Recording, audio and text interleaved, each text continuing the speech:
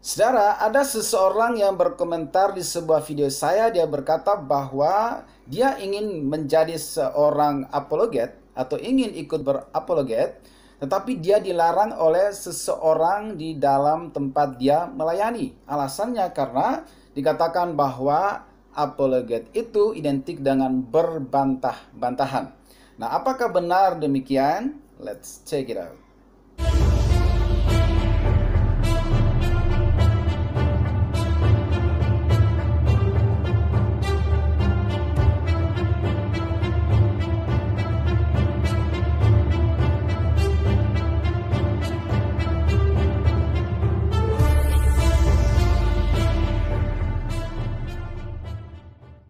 Baik, apa kata Alkitab tentang pertanyaan ini?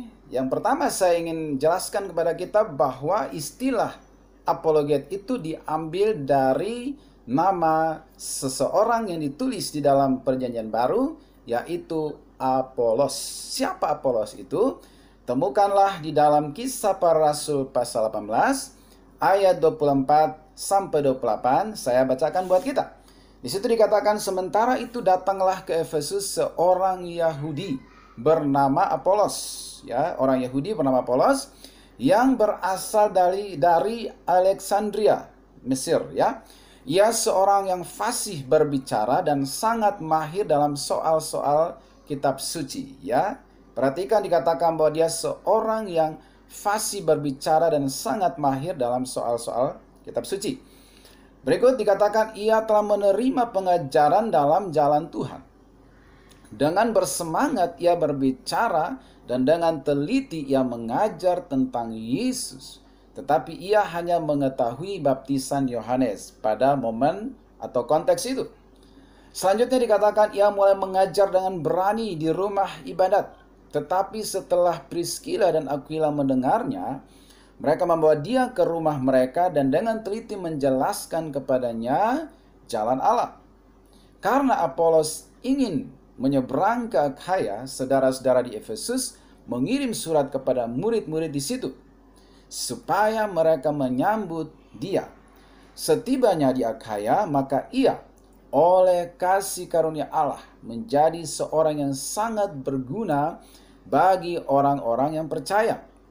Sebab dengan tak jemu-jemunya ia membantah orang-orang Yahudi di muka umum dan membuktikan dari kitab suci bahwa Yesus adalah Mesias. Jadi, berapologet yang diambil dari nama Apolos ini, ya di situ indikatornya adalah fasih berbicara, mahir dalam soal-soal kitab suci, kemudian membantah orang-orang Yahudi pada waktu itu di muka umum untuk membuktikan dari kitab suci bahwa Yesus adalah Mesias. Itu konteks atau inti berapologet. Jadi bukan suatu berbantah-bantahan, karena berbantah-bantahan itu konotasinya negatif, seolah-olah sedang bertengkar di depan umum, bukan. Tetapi ini untuk membantah tuduhan-tuduhan palsu dari orang lain tentang iman kita, tentang Alkitab, tentang kekristenan, tentang Tuhan Yesus. Maka adalah tanggung jawab seorang apologet untuk membantah setiap tuduhan-tuduhan itu, bukan hanya sekedar membantah, tapi juga membuktikan berdasarkan fakta dari kitab suci tentang kebenaran yang sejati, yang sesungguhnya berdasarkan firman Tuhan.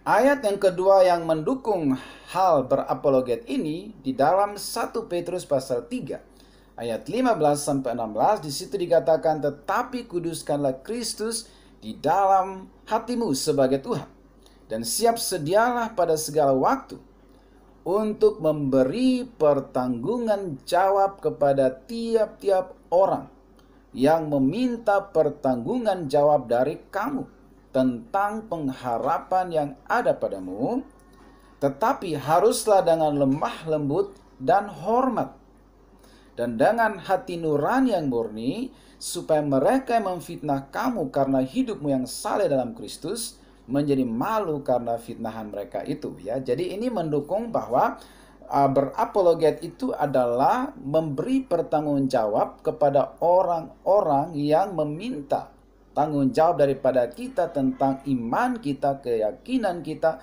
kitab suci kita, Tuhan yang kita sembah, dan lain sebagainya. Tetapi ada catatan yang harus kita lihat di situ, dikatakan bahwa haruslah dengan lemah lembut.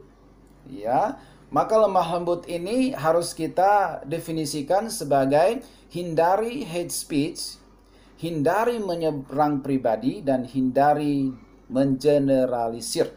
Ya, di situ kita masukkan dalam konteks tentang lemah lembut dan hormat. Kita harus menjadi orang yang terhormat, yang membantah dengan fakta, dengan kitab suci, dan dengan otoritas, dan bukan asal-asalan atau terpancing emosional sehingga bisa menyudutkan kita kepada berbantah-bantahan. Kemudian dikatakan bahwa harus juga dengan hati nurani yang murni. Jadi bukan ada subjektif, kebencian pribadi, sentimen pribadi, bukan. Tetapi dengan hati nurani yang murni, profesional, ya, proporsional, ya, supaya mereka yang memfitnah kamu karena hidupmu yang saleh dalam Kristus menjadi malu karena fitnahan mereka itu. Ya, semoga video ini menjawab pertanyaan yang ditanyakan tersebut. God bless you.